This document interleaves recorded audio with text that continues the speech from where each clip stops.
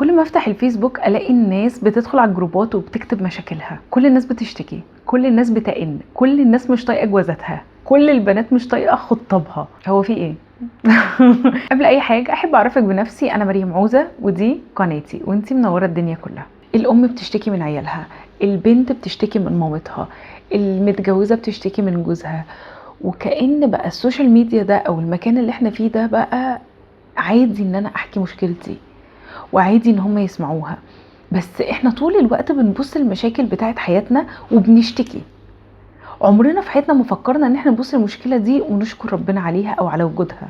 طول الوقت بلاقي امهات بتشتكي من بناتهم المراهقات، اللي هو انتي ممكن تكوني منهم وانتي بتتفرجي عليا دلوقتي.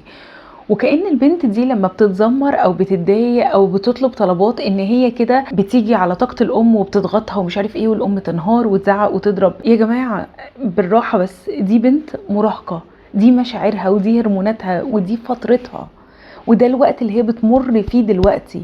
فانت لازم ان انت تتقبلي الوضع ده. انا ما عنديش مانع ان انت تحسي ان انت بنتك مش متربية، عادي، كلنا بنحس ان عيالنا مش متربيين، بس بالراحة. انتي ليه بتنهاري وليه بتزعقي وليه بتضربي وليه بتشتكي اصلا داخل السوشيال ميديا وعماله بتشتكي من بنتك ان هي ما بتسمعش الكلام وان هي متطلبه وان هي ما تربيها؟ يعني احنا لسه فيها، ما تيجي نربي. يعني انا مثلا بنتي المراهقه عايزه مثلا تنزل تخرج مع صحابها وانا مش موافقه، فلا. يعني ايه لا؟ يعني لا، تجادل للصبح. انا مش موافقه عشان اسبابي 1 2 3. انا خايفه عليكي، هتروحي لوحدك ازاي، انتي معكيش فلوس كفايه مثلا. هي هتبتدي ان هي توجد لك حلول وتفكر لك ومش عارف ايه، وانتي خليكي ثابته على موقفك عشان انتي بتربي صح. البنت مثلا جت قالت لي لا انا هاخد منك فلوس زياده وبيخصموهم من مصروفي المره الجايه. طيب وهتروحي لوحدك ازاي بالليل؟ هطلب اوبر، لا ده مش مقبول مثلا، وخلاص والموضوع بينتهي. هي هتفضل تلف وتدور وتعمل وتسوي، وبعدين هتزعق وتعيط وتصرخ وكل حاجه، وبعدين هتبني حدود بينها وبينك، اللي هو الحد اللي هو انا مش هينفع اتخطى الحد ده، انا عارفه ان ماما مش هتوافق. بنتك المراهقه اللي انت عماله تتذمري منها وان انت متضايقه منها ومتضايقه من تصرفاتها، او ابنك، والله هو مش محتاج حاجه غير ان هو يشوف قواعد بتنور. اكتبي القاعده كده على الحيطه وخليها تنور ان انت مش مقبول ان انت تعمل 1 2 3 4 بس. طيب لو انا عملت الحاجه دي، او مثلا انت زنيت او انت مصر على الحاجه دي، يبقى انا هرفضها النهارده وبكره هيبقى في عقاب، بس خلاص الموضوع انتهى.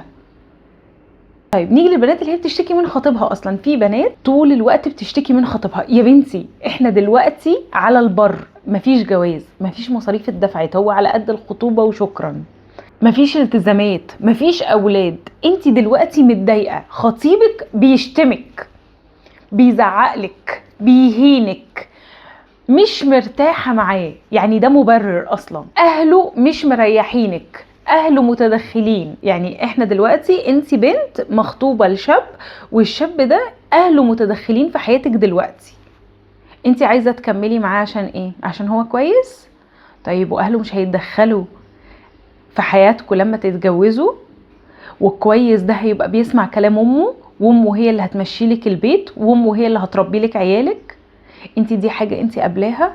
انت مش قبلاها، عشان كده انت داخله تشتكي على السوشيال ميديا.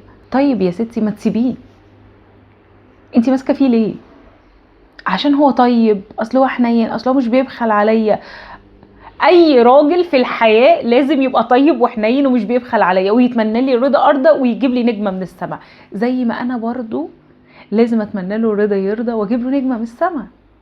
بس هو يبقى عارف قيمتي ويهتم بيا عشان انا اديله. ما ينفعش ان انا طول الوقت ابقى بضحي، طول الوقت ابقى باجي على نفسي، طول الوقت ابقى البت الجدعه. والنبي ما تبقي جدعه، كفايه. البنات مش مطلوب منها ان هي تبقى جدعه. الست اللي بتبقى متجوزه وبتكمل في الجواز وبتتضرب وبتتهان وما بيتصرفش عليها وتقولك اصل انا بنت اصول، والله لا. هو انتي بتخسري عمرك، وانتي تعودتي انك تضحي بعمرك وبشبابك وبطاقتك عشان حد مش شايفك، مش مقدرك، مش مستهلك، عشان حد ما بيشوفكيش، ما يعرفش يعني ايه تقدير ليكي، ما يعرفش ان انتي وجودك مهم. فلو انتي مخطوبة مرتبطة والشخص اللي انتي مرتبطة بيه او اللي انتي متجوزاه شتمك قالك مثلا يا غبية، مثلا، او قالك انا هوريكي مثلا، ده يا ماما ترزعيه حتة بلوك يطلع من غشيش نافوخه عشان يبقى عارف هو بيكلم مين.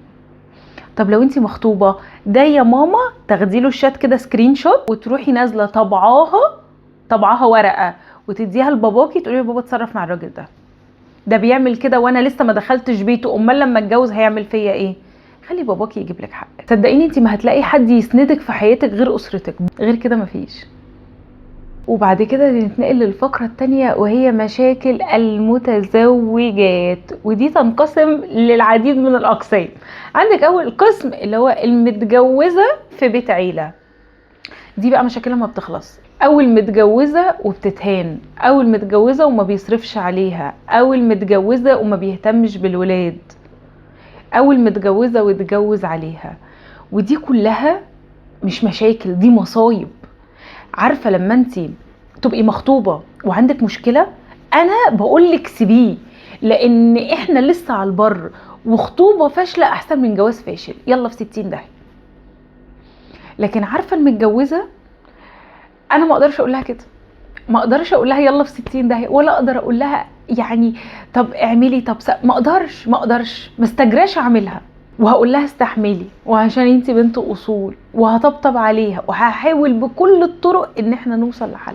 الراجل اللي بيمشي ورا الست الوالده وما بيسمعش كلام حد غيرها، انتي حياتك هتبقى صعبه، حياتك هتبقى شبه مستحيله. بس انا عايزه اقولك كلمتين، ان هي مش باقيه، يومين وهتفلسع، يومين وهتمشي. طيب لو هي لسه صغيرة والعمر لسه قدامها والست ما شاء الله ربنا يزيدها صحة وكل حاجة، الحل الأول إنك تبعدي. يعني لو انتوا قاعدين في بيت عيلة، أجري شقة بره، أصل هي قريبة من شغله، لازم تهربي، لازم الهروب يعني نص الجدعنة. أو إنك تكوني لطيفة معاها وفي نفس الوقت بعيدة، يعني مش لطيفة إن احنا نقعد أنا وإنتي أو أنا وحماتي ننم، دي مستحيلة دي. لكن ان احنا نبقى قريبين من بعض، اهلا وسهلا، بحترمك وانتي بتحترميني، اجيب لك حاجه من تحت وانا جايه، اعمل لك حاجه تحبي حاجه، مش عارف ايه الكلام اللي هو العادي، كلنا هقوم اغسل المواعين، الكلام الطبيعي اللي بين الحما ومرات الابن. بس ان احنا نقعد نحكي، لا. ان احنا نعرف تفاصيل حياه بعض، لا. وفي نفس الوقت تتكلمي مع جوزك، معلش انا عارفه ان انت بتحب تقول لماما كل حاجه، بس دي حاجه خاصه بيا، طول الوقت تقولي له المعلومه دي، معلش ممكن نبقى في حالنا، معلش ممكن محدش يعرف حاجه عن بيتنا، معلش ممكن اسرارنا تفضل ما بيننا. مش هتقوليها مره، تقوليها 1000 مره. وفي اخر الكلام لازم تقولي له ربنا يخليك لينا، عليكي واحده ربنا يخليك لينا. في الجوازات والله بتحل مشاكل، جربيها. يعني لو انت عندك مشكله مع جوزك، جربي ربنا يخليك لينا دي، بنتكلم مع بعض وبنشد ومش عارف ايه، انت لقيتي الدنيا بتولع، انت عندك رايك وجوزك عنده رايه، وانتوا الاتنين عمالين ضرب في بعض، وانا ماما مش غلطانه وانا مش عارف، بس اهدى ثانيه واحده، انا هقوم اعمل لك كوبايه ليمون، تقومي تعملي له كوبايه ليمون وتيجي كده، هو هدي، احنا فصلنا خناقه فهو هدي، شرب الليمون، تقعدي معاه بص يا بابا انا مش قصدي حاجه وانت فهمتني غلط، وبعدين ربنا يخليك لينا انت وماما، بس انا هقوم اكمل المطبخ، خلاص الموضوع خلص والخناقه خلص. لكن لو انت فضلتي ماسكه على موقفك، وحياه ربنا انت هتخسري. اوقات انك تطاطي ده بيبقى الذكاء، فجربيها، جربي اللي انا بقولهولك، مش هتخسري حاجه. وبعدين يا بنات احنا ليه بنثق في الانترنت والسوشيال ميديا للدرجه دي؟ يعني حتى لو انت عندك مشكله ما تكتبيها لحد متخصص، تروحي للثيرابيست او تروحي لدكتور نفسي او اي حد من الناس دي، او حتى المشير اللي بيبقى موجود دلوقتي، بيبقى فيه استشاره اسر او استشاره زوجيه او الكلام ده كله. ليه مش بتروحي للناس دي انت وجوزك وتحسنوا الموضوع؟ حتى لو معكوش فلوس يا ستي اكتبي لي، انا ما انا قاعده اهو عماله اقول لك، اكتبي لي تحت في التعليقات اي مشكله بتواجهيها في حياتك وانا هرد عليكي واحاول ان انا اساعدك. ايه المشكله؟ لكن ليه اصلا بنروح مثلا كاتبين المشكله على الجروب فنلاقي، انا بشوف كميه بنات ما تتطلقي يا حبيبتي في ايه دي، هو الطلاق ده سهل قوي كده؟ هي هتطلق، هي هتصرف منين؟ هتطلق هتقعد فين؟ هتطلق مين هيصرف على عيالها؟ هتطلق تشتغل ايه ده؟ إيه طلقي ايه يا جماعه؟ هو الموضوع بسيط قوي كده عندكم؟ لا، احنا لازم نحافظ على بيتنا، لازم نحمي بيتنا، لازم نحمي اسرتنا، صح؟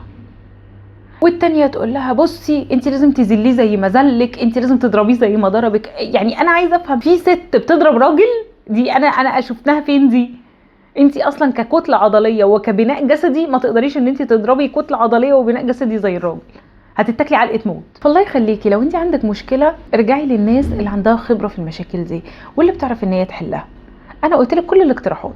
معاكي فلوس روحي لدكتور نفسي، معاكي فلوس قليله شويه روحي للثيرابيست، معاكي فلوس قليله خالص شوفي حد مشير، مش معاكي فلوس خالص ممكن تكتبي لي تحت في التعليقات او على اكونت الانستجرام او اي حاجه انت نفسك فيها، بس ما تروحيش تاخدي راي ناس مش مؤهله.